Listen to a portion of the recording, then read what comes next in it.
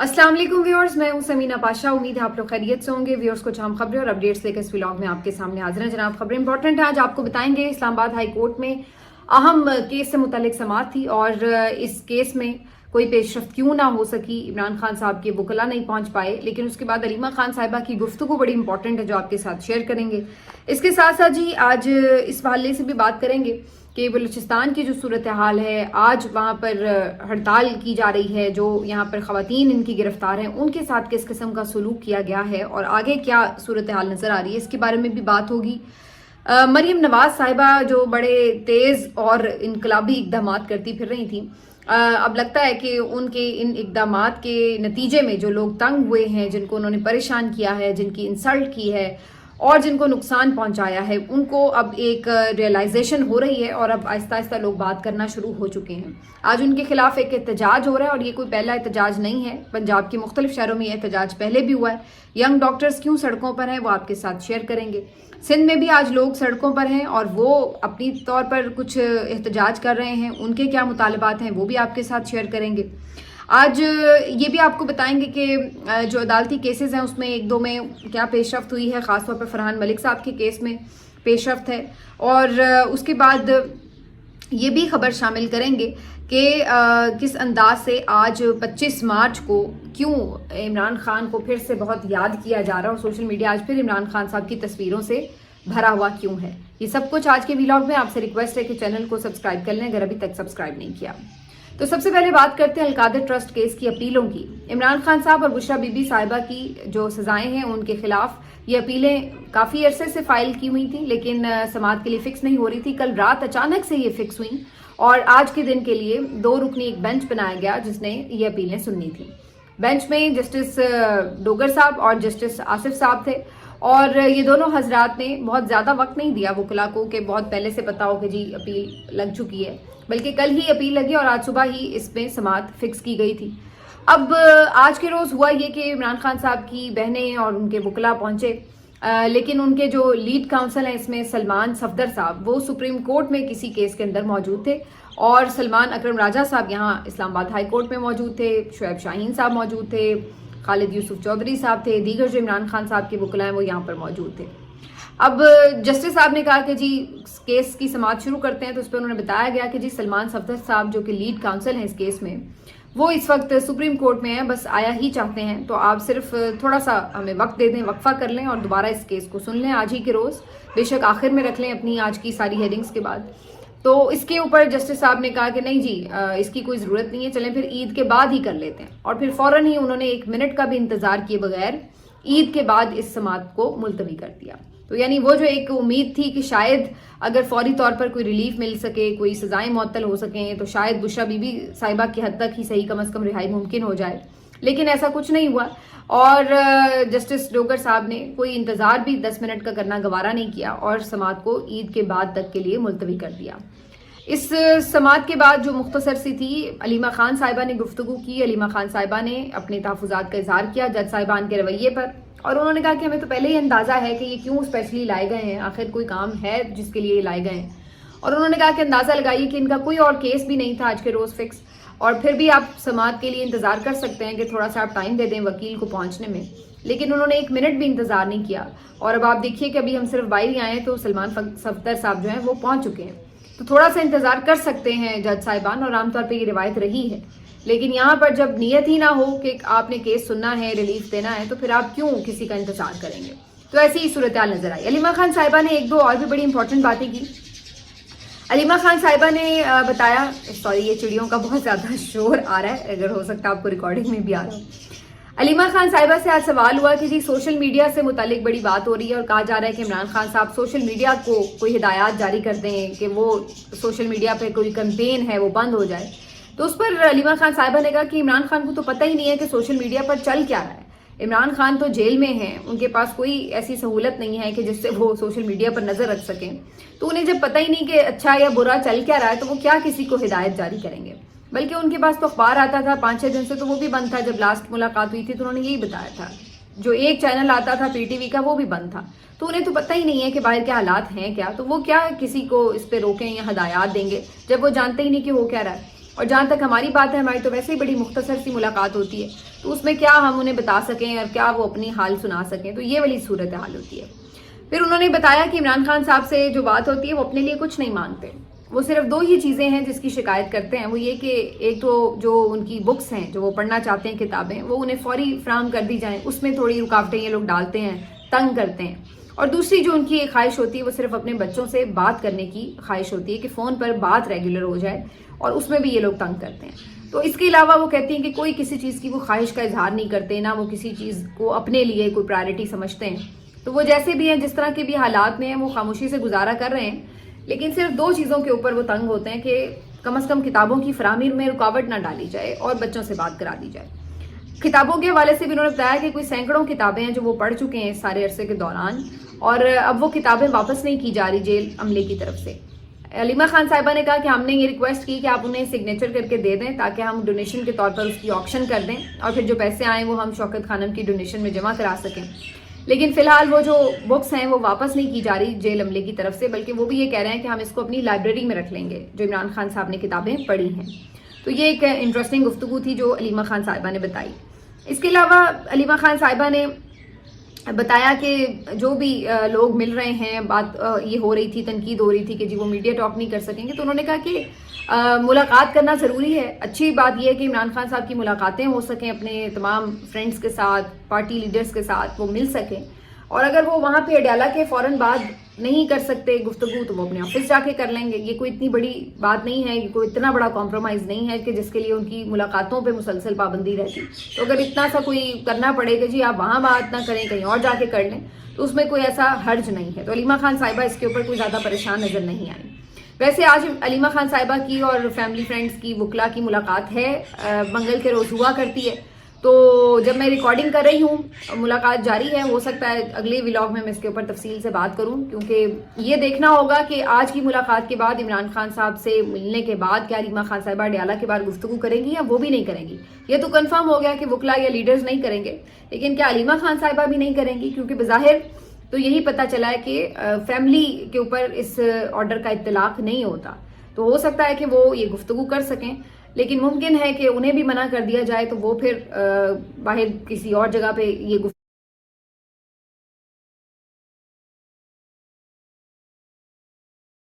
بتاتی ہیں اور کہاں بتاتی ہیں اور کیسے بتاتی ہیں۔ تو یہ ایک جو چیز تھی وہ واضح ہوئی۔ اب آ جاتے ہیں جی کچھ دیگر معاملات کی طرف جو کہ آج عدالتوں میں ہی رہے۔ سب سے پہلے بات کریں گے فرحان ملک صاحب کی۔ فرحان ملک صاحب آپ کو پتا ہے کہ رفتار کے سی ای او اور senior journalist, x director news سما، جن کو 4 روزہ جسمانی ریمانڈ پر ایف آئی اے کے حوالے کیا گیا تھا، اب آج ان کا ریمانڈ ختم ہوا تو انہیں دوبارہ عدالت میں پیش کیا گیا۔ اب آپ اندازہ لگائیے کہ اس ملک میں مطلب محب وطن لوگ، ایسے شریف لوگ، پڑھے لکھے لوگ جن کے بارے میں آپ کو پتا ہے کہ وہ دہشت گرد نہیں ہیں، آپ کو پتا ہے کہ وہ ملک مخالف نہیں ہیں، لیکن صرف آپ انہیں فکس کر رہے ہیں کیونکہ وہ تنقید کیوں کر رہے ہیں۔ تو ایسے لوگوں کو بھی اب آپ اس نہج پر لے جا چکے ہیں کہ ان کو ہتھکڑیاں پہنا کر آپ عدالت میں پیش کر رہے ہیں۔ اب یہ دیکھنا بڑا افسوسناک تھا کہ آپ کے سینئرز اور ایسے قابل احترام لوگ جن کو آپ نے ہمیشہ بہت ڈیسنٹ گفتگو کرتے ہوئے دیکھا ہو، جنہوں نے ہمیشہ بڑی حق اور سچ کا ساتھ دیا، اور وہ آج ایک کٹہرے میں کھڑے ہیں۔ چلیے وہ انتقامی کارروائی کا نشانہ ہی صحیح، لیکن آپ ان کو ڈسگریس تو نہ کریں۔ تو انہیں ہتھکڑیاں پہنا کر جو ہے وہ عدالت میں پیش کیا گیا۔ بہرحال آج ان کا جو جسمانی ریمانڈ تھا وہ ختم ہو گیا اور عدالت نے انہیں جوڈیشل کر دیا ہے، اور اس کے ساتھ ہی ان کی جو ضمانت کی درخواست ہے وہ اپلائی کی گئی ہے، جس کے لیے کل کے لیے جمعرات کے لیے نوٹس جاری کر دیے گئے ہیں۔ تو ہوپ فلی ان کی ضمانت ہو جائے گی اسی ویک میں، وی ہوپ کہ عید سے پہلے ہی وہ رہا بھی ہو جائیں۔ لیکن یہ پھر اگین وہی ایک نوحہ ہے جو ہم روز پڑھ رہے ہیں کہ کیوں، کس لیے، کس حد تک، کب تک، کتنے لوگوں کو آپ نے اسی طرح سے اپنے خلاف کرنا ہے، اس طرح کی چیزیں کر کے۔ لوگ آئین کو مانتے ہیں، لوگ اپنے دائرہ اختیار میں رہتے ہوئے تنقید کرتے ہیں جو ان کا حق ہے، لیکن اس کو برداشت کرنے کی بجائے ان کے خلاف انتقامی کارروائیاں کی جاتی ہیں، اور پھر یہ وہ چیز ہوتی ہے جو آپ کے خلاف مزید تنقید کا باعث بنتی ہے۔ تو آج ایک اور جو افسوسناک مناظر دیکھے وہ سمی دین بلوچ کے تھے۔ سمی دین بلوچ جن کو کل ایک احتجاج کے دوران مظاہرے سے گرفتار کیا گیا تھا، انہیں گرفتار بھی بڑے برے انداز سے کیا گیا تھا، دھکم پیل کرتے ہوئے، دوپٹے کھینچتے ہوئے اور بہت مین ہینڈل کرتے ہوئے انہیں گرفتار کیا گیا، اور اس کے بعد آج جب انہیں عدالت میں پیش کیا گیا تو ہم نے یہ مناظر بھی دیکھے پہلی دفعہ کہ ایک خاتون کو ہتھکڑیاں لگا کر پیش کیا گیا. مطلب میں نے ابھی تک نہیں دیکھا کہ کسی خاتون کو ہتھکڑیاں لگا کے پیش کیا گیا ہو، لیکن سمی دین بلوچ کو ہتھکڑیاں لگا کر پیش کیا گیا. اور کیس بھی وہ کیا تھا، اتنا بھونڈا کیس تھا کہ پہلی ہی پیشی میں عدالت نے بری کر دیا، سرے سے کیس ہی ختم کر دیا کہ یہ کوئی کیس ہی نہیں ہے. دفعہ 144 کی خلاف ورزی کے اوپر انہیں پکڑ کے لے جا گئی تھی یہ بلاول صاحب کی پولیس. وہی بلاول صاحب، جی بالکل وہی بلاول صاحب جن کو بڑا غیرت بے غیرتی یاد آ رہی تھی قومی اسمبلی میں کھڑے ہو کر جب مریم نواز صاحبہ کو گرفتار کیا گیا تھا یا ان کے یعنی چھاپے مارے گئے، تو اس پہ انہیں بڑا اعتراض تھا اور انہوں نے کہا کہ جی تم بڑے بے غیرت ہو، عورتوں کو گرفتار کرتے ہو، مردوں سے لڑو آ کے. تو اس وقت وہ عمران خان صاحب کا دور تھا اور بڑے تانے مار رہے تھے غیرت اور بے غیرتی کے. اور آج ان کے اپنے دور میں جہاں پہ ان کی حکومت ہے سندھ میں، کراچی میں، وہاں پر سمی دین بلوچ کو گرفتار کیا گیا. تو اب آپ کو بھی بلاول صاحب یہی بات کی جائے کہ اگر آپ اتنے ہی غیرت مند ہیں تو مردوں سے لڑیں، عورتوں کو آپ ہتھکڑیاں پہنا رہے ہیں. اور یہ صرف یہاں پر نہیں، بلوچستان میں بھی آپ کی حکومت ہے اور وہاں پر آپ نے مارنگ کو گرفتار کیا. تو اب آپ کے بارے میں کیا الفاظ کہے جائیں، کس الفاظ سے آپ کو پکارا جائے کہ آپ کتنے غیرت مند ہیں کہ آپ خواتین کو گرفتار کر رہے ہیں. اور یہ وہ خواتین ہیں جنہوں نے ہتھیار نہیں اٹھائے ہوئے، جن کے پاس ایک ڈنڈا تک نہیں ہوتا. یہ پرامن لوگ وہاں بیٹھے ہوتے ہیں مظاہروں پہ. سمی دین بلوچ نے آج جو گفتگو کی ہے پیشی کے بعد، انہوں نے بتایا کہ جی مجھے رہا کر دیا اور اس کے بعد مجھے دوبارہ اب 3 MPO کے تحت پکڑا جا رہا ہے اور دوبارہ سے میری گرفتاری کی جا رہی ہے 3 MPO کے تحت. تو یہ تو حالات ہیں کہ آپ نہتی عورتوں سے ڈرنے والے لوگ ہیں. کوئی شرم نہیں ہے، کوئی حیا نہیں ہے کہ نہتی عورتیں جو ہیں وہ آپ کے لیے خطرہ بنی ہوئی ہیں کہ آپ انہیں 3 MPO سے گرفتار کروا رہے ہیں. اور وہ خاتون کی گفتگو یہ تھی کہ ہم تو آئین کو مانتے ہیں، ہم نے کوئی قانون کے خلاف کام نہیں کیا، تو پھر ہمیں کس جرم کی سزا دے رہے ہیں آپ؟ اور کیا ہمیں یوں گرفتار کرنے سے آوازیں بند ہو جائیں گی؟ آوازیں تو پھر بھی اٹھیں گی، بلکہ اور زیادہ اٹھیں گی. اور یہ بات صحیح ہے، اگر وہ اپنا ایک مظاہرہ کر کے چلے جاتے تو شاید وہ اتنی بڑی لیڈ نہ بنتی. جس انداز سے آپ نے اس کو تضحیق آمیز انداز سے گرفتار کیا اور آج عدالت میں پیش کیا، اس سے زیادہ یہ جو ہے وہ لیڈ بنی ہے. اب ہم کیا دیکھ رہے ہیں، انٹرنیشنلی آواز اٹھ رہی ہے. ایمنسٹی انٹرنیشنل نے بھی اس موقع پر آواز اٹھائی ہے، ان کی طرف سے ٹویٹ کیا گیا، اور بھی اب لوگ بات کریں گے. تو آپ خود لوگوں کو یہ موقع دے رہے ہیں کہ اور ہائپ کریٹ کر دیں اس طرح کی بیوقوفیاں کر کے. بالکل ان نیسیسری یہ اقدامات ہیں، کوئی اس کی ضرورت نہیں ہے. اگر کوئی احتجاج کر رہا ہے اور وہ بھی پرامن احتجاج کر رہا ہے تو آپ کو اس سے کوئی خوف زدہ ہونے کی ضرورت نہیں ہے. لیکن یہ لوگ اب اس طرح کے خوف میں مبتلا ہیں اور اتنی بے وقوفیاں کرتے ہیں کہ اپنے لیے خود ہی مسائل کھڑے کر لیتے ہیں. یہی صورتحال جو ہے وہ آج ہمیں نظر آ رہی ہے. اب مریم نواز صاحبہ جو ہیں انہوں نے بھی اپنے لیے مسائل کھڑے کرنے شروع کیے ہوئے ہیں اور ان کے بنتے بھی ہیں، کیونکہ ایک تو آپ خود پسند ہوں، پھر آپ متکبر ہوں اور پھر آپ کم علم بھی ہوں. تو پھر یہ لیتھل کمبینیشن ہوتا ہے اپنی بربادی کے لیے، اپنے لیے مسائل کھڑے کرنے کے لیے. اور یہ اس وقت مریم نواز صاحبہ کے اوپر بالکل صادق ہے سچویشن. یہ جناب کل جنہیں انہوں نے فارغ کیا MS کو جناح اسپتال کے، انہوں نے جا کے فیس بک پہ پوسٹ ڈال دی الحمدللہ، اور اس کے بعد پھر نیچے آپ دیکھیے کہ مبارکبادوں کا تانتا کیسے بندھا ہوا ہے. تو وہ لوگ جن کو آپ فائر کر رہے ہیں یا جو آپ کی انتقامی کاروائیوں کا نشانہ بن رہے ہیں یا آپ کی شو شاہ کا نشانہ بن رہے ہیں، وہ لوگ لوگوں کے ہیرو بن رہے ہیں. بیسیکلی لوگ ان کو اپریشیٹ کر رہے ہیں کہ اچھا ہوا تمہاری جان چھوٹی. تو یہ جو اب ڈاکٹرز کا معاملہ ہے یہ اب پھیلا ہے، کیوں کہ جو پرائیویٹائزیشن ہے اس کے اوپر لوگوں کے احتجاج شروع ہو چکے ہیں ڈاکٹرز کے. اب آپ اندازہ لگائیے، آج بڑی اچھی ایک ہمارے ینگ جرنلسٹ ہیں محمد عمیر، انہوں نے بڑی اچھی ایک بات لکھی ہوئی تھی کہ ہمیں تو اشتہارات میں یہ بتایا گیا کہ صحت کے شعبے میں انقلابی اقدامات ہو چکے ہیں، بہت زبردست تبدیلیاں آ چکی ہیں. پتہ نہیں لوگوں کو تو کوئی دودھ اور شہد کی نہریں بہ رہی ہیں، لوگ باہر سے آ رہے ہیں علاج کرانے کے لیے پنجاب کے اسپتالوں میں. تو ہمیں تو آپ نے اشتہارات میں یہ پکچر دکھائی اور اب آپ اپنی ہی پکچر کے خلاف اقدامات کرتی نظر آ رہی ہیں، کیونکہ آپ جس ہسپتال میں جا رہی ہیں وہاں آپ کو پتہ چل رہا ہے کہ کتنے برے حالات ہیں کہ آپ کو لوگوں کو معطل کرنا پڑ رہا ہے، ڈسمس کرنا پڑ رہا ہے. آپ کو وہاں جا کے پتہ لگ رہا ہے کہ لوگوں کے حالات کیا ہیں. تو وہ جو آپ شوشا دکھا رہی تھی تصویروں میں، وہ تو ساری جھوٹ خود ہی ثابت کر دیا آپ نے. اگر سب اچھا تھا پھر تو آپ انعام دے کے آتی نا کہ بھائی دیکھو میں نے اتنے زبردست ہسپتال بنا دیے. تو آپ نے اتنا بیڑا غرق کیا آپ کی پالیسیز نے کہ الٹا اب آپ کو اپنا فیس سیو کرنے کے لیے دوسروں کو معطل کر کے اب یہ شوشا دکھانی پڑی ہے کہ جی اگر دیکھ لیں اگر کوئی کام نہیں کر رہا تو میں اس کو معطل کر رہی ہوں. تو یہ والی صورتحال تو اپنے ہی دعوے کی نفی آپ نے خود کر دی ہے. اور پھر یہ جو پالیسیز ہیں, آج میں سن رہی تھی ایک ینگ ڈاکٹر, لاہور میں بھی آج احتجاج ہو رہا ہے, بڑی تعداد میں ینگ ڈاکٹر سڑکوں پہ تھے.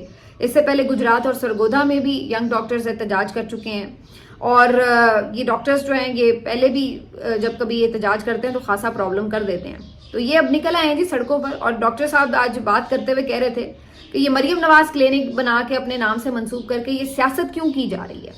اسپتال مقدس جگہ ہیں, یہاں پہ لوگوں کو شفا ملتی ہے, اور یہاں پہ آ کے اب اپنا نام چپکا کے جو ہے وہ سیاست کر رہے ہیں. یہ وہ باتیں ہیں جس کے اوپر ہم کتنی دیر سے مینشن کر رہے ہیں, لیکن ان لوگوں نے اس کو یہ سمجھا کہ جی یہ مخالف ہیں, پتہ نہیں یہ تنقید کرتے ہیں, یہ نہیں سمجھ رہے کہ یہ آپ اپنے ساتھ کیا کر رہے ہیں. اور اب وہی بات ہوئی آہستہ آہستہ اب آپ دیکھ رہے ہیں کہ ہر طبقہ جو ہے وہ کوئی کبھی ٹیچر نکل آتے ہیں, کبھی ڈاکٹرز نکل آتے ہیں, کبھی کسان نکل آتے ہیں. ہر کسی کو تو آپ نے اپنی پالیسی سے برباد کیا, نقصان کیا, تو وہ پھر آپ کو اب یہ احتجاج وغیرہ ہوتے نظر آ رہے ہیں. یہ اس وقت سچویشن ہے جی لاہور کی, جہاں پہ یہ لوگ نکلے ہوئے ہیں. اب تھوڑی سی بات میں اس پہ ضرور کرنا چاہوں گی آج کہ جو پالیسیز کی ہم بات کر رہے ہیں اس میں آج جسٹس سردار صاحب کی ایک کلپ بڑا وائرل ہوا ہے.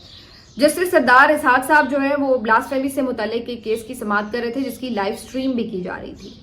اور اس لائیو سٹریم میں بات کرتے ہوئے ایک جگہ پر فیکٹ فوکس کا بھی ذکر آیا, اور اس کے بعد یہ بھی ذکر آیا کہ وکیل صاحب کہنے لگے کہ جناب آج کل فیشن بن گیا ہے کہ لوگ کروڑوں روپے کما رہے ہیں, اس لیے صرف فوج پر تنقید کر کے, کیونکہ فوج کے خلاف جب آپ بات کر رہے ہوتے ہیں اینٹی اسٹیبلشمنٹ بیانیاں جو ہے وہ لوگوں کو بڑا پسند آتا ہے, تو اس کے اوپر بڑے ویوز ملتے ہیں اور بڑے پیسے بنتے ہیں لوگوں کے. تو اس پہ اسحاق صاحب نے پھر بڑی زبردست بات کی. انہوں نے کہا کہ پھر یہ کیوں ہے ایسا, یہ نہج کیوں اس نہج پر ہم آ گئے ہیں کہ لوگ فوج مخالف بات کو اتنا پسند کر رہے ہیں, ایسا کیوں ہو گیا ہے. آگے سے وکیل صاحب کو پھر جواب نہیں آیا, پھر کہنے لگے کہ جی وہ بھائی دشمن ملک ایجنسیاں یہ وہ ایسے کرتی ہیں ویسے کرتی ہیں. تو جسٹس صاحب نے پھر بڑی اچھی بات کی کہ وہ اقوام جن کی جو قومیں ہیں وہ اپنے دفاع کے ساتھ کھڑی نہیں ہوتی, ان کو توڑنا تو بڑا آسان ہوتا ہے. آپ ہمیں یہ مثالیں دیتے ہیں کہ جی لبنان اور فلاں جگہ یہ وہ طاقتور فوج نہیں تھی تو ملک ٹوٹ گئے, لوگوں نے حملے کر دیے یہ وہ. تو وہ ملک بھی جہاں بے شک فوج آپ کی بہت مضبوط ہو بظاہر, لیکن قوم اس کے ساتھ کھڑی نہ ہو, تو وہ بھی پھر کمزور ملک ہی ہوتا ہے, وہ بھی کمزور فوج ہی کہلاتی ہے اگر عوام اس کے ساتھ نہ کھڑے ہوں. تو ایسی کیوں صورتحال بن چکی ہے کہ لوگ جو فوج کے خلاف بات کر رہا ہے اس کو سن رہے ہیں. یہ کلپ بڑا وائرل ہوا, اب ہر جگہ یہ بات چل رہی تھی. ہم تو بہت عرصے سے یہ بات کر رہے ہیں کہ یہ جو آ کے PMLN والے بھی اور بڑے ٹاؤٹ صحافی بھی رو رہے ہوتے ہیں کہ جی اینٹی اسٹیبلشمنٹ بیانیاں بکتا ہے, تو جی اس لیے لوگ بولتے رہتے ہیں. بھائی بکتا ہی کیوں ہے, اس بات کا تو جواب دو.